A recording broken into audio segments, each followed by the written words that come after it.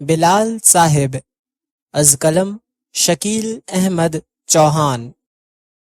ویسے ایک بات ہے، بلال کے ساتھ سے ہم سب بڑی بڑی باتیں کرنا شروع ہو گئے ہیں۔ وہ کیا کہا تھا تم نے؟ جب ضرورتیں دفن ہو جائیں تو محبت زندہ ہو جاتی ہے۔ ملک فاضل صاحب یاد آ گئے تھے تمہاری یہ بات سن کر۔ تمہارا سچ مجھے پہلے سے معلوم تھا، بلال نے بتایا تھا۔ بلال نے کہا تھا جس دن توشی کو تم سے سچی محبت ہو جائے گی وہ خود یہ بات تمہیں بتائے گی، اور آج مجھے یقین ہو گیا ہے تمہیں مجھ سے سچی محبت ہو گئی ہے۔ یہ ضرور بلال ہی کی دعا ہوگی۔ محسن رضا نے اندازہ لگایا، جو کہ سچ تھا۔ بلال مسجد نبوی کے سامنے واقع ٹیلی فون بوتھ سے سیدھا مسجد نبوی کے صحن میں آیا، جہاں بیسمنٹ میں وضو خانہ ہے۔ اس کے اوپر بیرونی دروازے سے کچھ آگے کی طرف بلال کی پیشانی سجدے میں تھی، اور اس کے ہونٹوں پر یہ مختصر الفاظ تھے: یا اللہ میرے مالک، تو کھلاتا ہے پھول کلیوں سے اور بناتا ہے جوڑے آسمانوں پر، اس جوڑے کے دلوں میں ایک دوسرے کے لیے سچی محبت ڈال دے، آمین۔ یہ دعا مانگتے ہوئے بلال کے 2 آنسو آنکھوں سے گر کر مسجد کے صحن میں رہ گئے۔ بلال سجدے سے اٹھ کر اپنے ہوٹل کی طرف چل دیا، جہاں سے اس نے جدہ ایئرپورٹ کے لیے روانہ ہونا تھا۔ جدہ سے دبئی بلال کی ٹکٹ کنفرم تھی۔ بلال کے پاس امارات کا ریزیڈنس ویزا پہلے سے تھا۔ بلال 13 مارچ کی صبح دبئی ٹرمینل 1 پر پہنچا۔ وہاں سے اس نے ٹیکسی لی اور شارجہ میں ایک جگہ ہے رولا، وہاں روٹانا ہوٹل میں روم لے کر اپنا سامان رکھا، اور وہاں سے پیدل رولا مین بازار میں آ گیا، جہاں پر اس نے کراچی دربار ریسٹورنٹ سے ناشتہ کیا اور انتظار کرنے لگا۔ شارجہ رولا میں حج اور عمرہ کا کام کرنے والی بہت ساری ٹریول ایجنسیاں تھیں، جن کے آفس صبح 9 بجے کے آس پاس کھلتے تھے۔ اس وقت صبح کے 8 بج رہے تھے۔ بلال نے وقت گزاری کے لیے 2-3 کپ پھیکی چائے کے پیے تھے۔ ٹھیک 9 بجے وہ شاتی ٹریول کے آفس میں تھا۔ بلال نے 1 مہینے کے ویزے کے لیے اپنا پاسپورٹ اور مطلوبہ رقم جمع کروا دی۔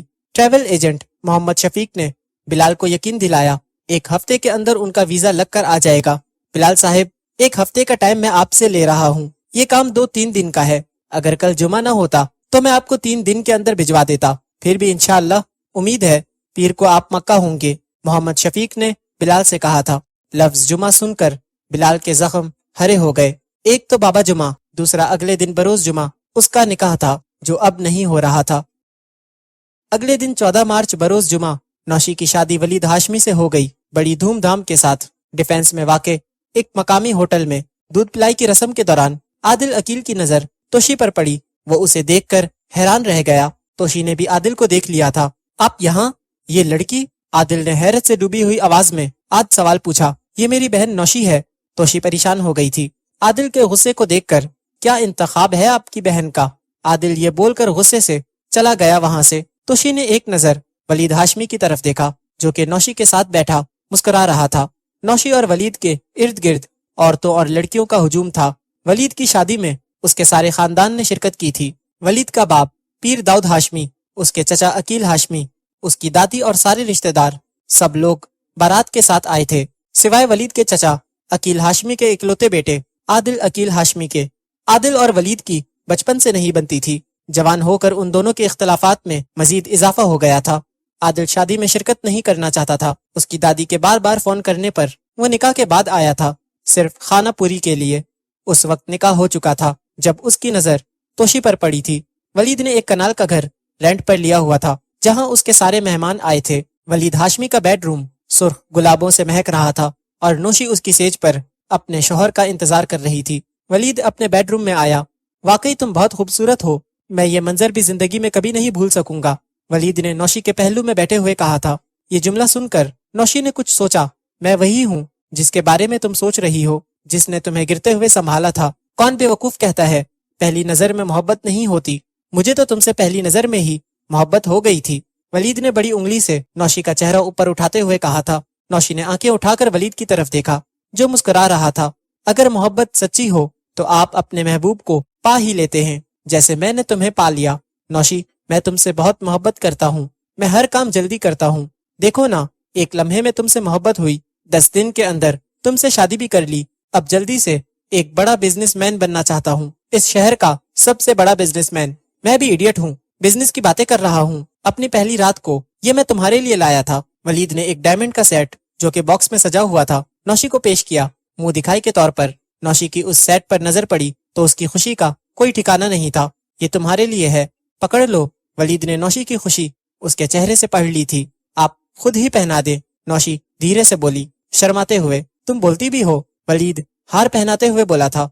आपने बोलने का मौका ही नहीं दिया था। नौशी ने एतमाद से कहा। नौशी, ये आप वाप अदब अदाब मुझे पसंद नहीं है। तुम मुझे वलीद कह सकती हो। मैंने देखा है तुम लोग डिफेंस में रहकर भी टिपिकल मिडिल क्लास फैमिलीज की तरह रहते हो। तुम जाओ और इस हैवी ज्वेलरी से जान छुड़ाओ। तुम जाकर चेंज कर लो। मैं तो सोच रहा था तुमने अब तक चेंज कर लिया होगा। ये लहंगा वगैरह, ये हैवी कॉस्ट्यूम। वलीद की नजर नौशी की ज्वेलरी पर पड़ चुकी थी। सोने के बड़े बड़े सेट, चूड़ियां एक हाथ में, दूसरे हाथ कंगन। ये तो खुद ही सोने की कान है, वलीद ने दिल में कहा था। नौशी कपड़े चेंज करने जा चुकी थी। नौशी के आने से पहले ही वलीद अपनी शेरवानी तब्दील कर चुका था। बेडरूम के अंदर ही जब नौशी बाहर निकली कपड़े तब्दील करके, तो वलीद की नजर नौशी पर पड़ी। ये सोने की कान के साथ साथ हुस्न की दुकान भी है, वलीद ने एक बार फिर अपने दिल में सोचा था। एन उस वक्त बिलाल अपने होटल के कमरे में लेटा हुआ था, छत की तरफ नजरें जमाए, जैसे कुछ सोच रहा हो। मेरे साथ ऐसा क्यों हुआ? नौशी और ममानी वैसे ही इनकार कर देती। नौशी मेरी मोहब्बत थी और मेरी मोहब्बत अब किसी और की बीवी है। मुझसे मेरी ये मोहब्बत भी छीन ली गई। बिलाल अपने ख्यालों में गुम सोच रहा था। एन उसी लम्हे बिलाल को बाबा जुमा का कहा हुआ एक जुमला याद आया। देखो बिलाल बेटा, मोहब्बत में हासिल करने की शर्त नहीं होती, अगर शर्त हो तो फिर मोहब्बत नहीं होती। बिलाल के चेहरे पर मुस्कुराहट उभरी। उसने कमरे की लाइट ऑफ की और आयतुल कुर्सी पढ़कर सो गया। अगले दिन तोशी और मोहसिन की शादी बड़ी धूमधाम से हुई, बिल्कुल लाहौरी स्टाइल के मुताबिक। मोहसिन की बारात पूरी शानो शौकत से निकली थी। नजर आ रहा था कश्मीरी बटों की बारात बरामद हुई है। बारात में 500 से ऊपर अफराद होंगे। खाने का इंतजाम जमाल रंधावा ने कश्मीरी बटों के ज़ौक को मलहूज़े खातिर रखते हुए करवाया था। जमाल रंधावा को मोहसिन की माँ उज़मा की कही हुई बात याद थी। भाई साहब, भले ही मेरी बहू को एक जोड़े में भेज दें, मगर खाना बेहतरीन होना चाहिए बारातियों के लिए। ये फरमाइश उनकी सोच से ज्यादा बढ़कर पूरी की थी, जिसका एतराफ जाते हुए उज़रा ने किया था। भाई साहब, आपने मेरी सोच से बढ़कर अच्छा इंतजाम किया था। एक यकीन मैं भी आपको दिलाती हूँ, आपकी बेटी आपके घर से ज्यादा अब अपने घर में खुश रहेगी इंशाअल्लाह। उज़रा का ये जुमला सुनकर जमाल रंधावा की आंखों में आंसू आ गए। नाहिद ने जमाल के कंधे पर हाथ रखा तसल्ली देने के लिए। नौशी की बारात वाले दिन जहां आरा बेगम की तबीयत खराब थी, इसलिए वो होटल में नहीं आई थी। आज जहां आरा बेगम ने अपनी लाडली पोती को दुआओं से रुखसत किया था, बारात जा चुकी थी। तोशी जिंदगी की दूसरी एंगल्स खेलने के लिए तैयार बैठी थी अपने बेडरूम में मोहसिन की भाभियों और दूसरी लड़कियों के साथ। जब बिलाल ने उसे मुबारकबाद का फोन किया था, इससे पहले बिलाल ने मोहसिन को भी मुबारकबाद दी थी। उसके नंबर पर कॉल करके बिलाल ने मोहसिन से कहा था तोशी से भी बात करवा दो। मोहसिन ने जवाब दिया, मैं अभी मर्दों में बैठा हुआ हूँ और वो बेडरूम में औरतों के साथ है, तुम उसी के नंबर पर फोन कर लो। 4 दिन बाद बिलाल दोबारा शारजा से जद्दा रवाना हो गया था। गर्मी शुरू हो चुकी थी, गंदम की फसल पकने के लिए तैयार थी। मोहसिन और तोशी अपनी दावतें एंजॉय कर रहे थे। मोहसिन का खानदान बहुत बड़ा था, जिसकी वजह से हर रोज किसी न किसी की तरफ उनकी दावत होती थी। इसके बरक्स नौशी और वलीद मुख्तलिफ पार्टीज एंजॉय कर रहे थे। दिन बड़े हो रहे थे और रातें छोटी। देखते ही देखते 20 दिन गुजर गए थे। अप्रैल के पहले हफ्ते में एक दिन वलीद हाशमी कोट लखपत नाहिद और शोएब की फैक्ट्री पहुंचा। नाहिद और शोएब अपने ऑफिस में थे जब वलीद ऑफिस में आया था। आओ आओ वलीद, कैसे हो? नौशी नहीं आई तुम्हारे साथ? नाहिद ने वलीद को अंदर आते हुए देखकर कहा था। नहीं, वो सो रही थी। रात को हम लोग देर से एक पार्टी से लौटे थे। रात जिद कर रही थी कि गर्मी शुरू हो गई है, स्विट्जरलैंड चलते हैं हनीमून के लिए। वलीद ने सोफे पर बैठने के बाद कहा था, तो जाओ भाई, तुम लोगों को जाना भी चाहिए। शोएब ने फाइल टेबल पर रखते हुए जवाब दिया, आंटी मेरे पास रकम खत्म हो गई है। वलीद ने नाहिद की तरफ देखकर कहा, सिर्फ 20 दिन में 3 करोड़ खत्म कर दिए तुमने? शोएब हैरान होकर बोला। नाहिद ने एक नजर वलीद पर डाली और दूसरी शोएब की तरफ, जैसे कुछ सोच रही हो। शोएब, ऐसा करो, वलीद को 2 करोड़ का चेक दे दो। शोएब का मुंह खुला का खुला रह गया अपनी माँ की बात सुनकर। जो मैं कह रही हूँ वो करो, नाहिद ने संजीदगी से कहा था। शोएब ने 2 करोड़ का चेक वलीद को दे दिया। वलीद ने चेक पकड़ा, रकम देखी और मुस्कुराते हुए सोफे से उठा। अब मैं चलता हूँ आंटी जी। वलीद चल दिया। वलीद, एक काम मैंने भी तुम्हें कहा था। नाहिद जांचती निगाहों से देखकर बोली, आंटी जी मुझे याद है, वक्त आने दें। वलीद ने चेक अपनी 2 उंगलियों में लहराते हुए जवाब दिया और ऑफिस से निकल गया। 5 करोड़ का नुकसान? शोएब ने नाहिद की तरफ देखकर कहा। नहीं, 45 करोड़ का फायदा। नाहिद मुस्कुराती हुई बोली थी। शोएब, बिजनेस सीखो। उस जमीन की डील 50 करोड़ में फाइनल हुई थी। उसके बदले में एक फार्म हाउस खरीदा है।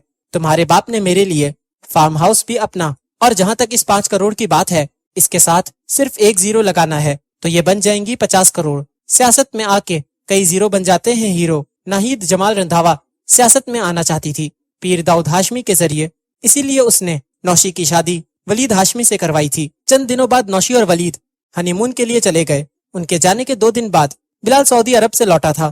عادل عقیل بلال کو لینے ایئرپورٹ گیا تھا۔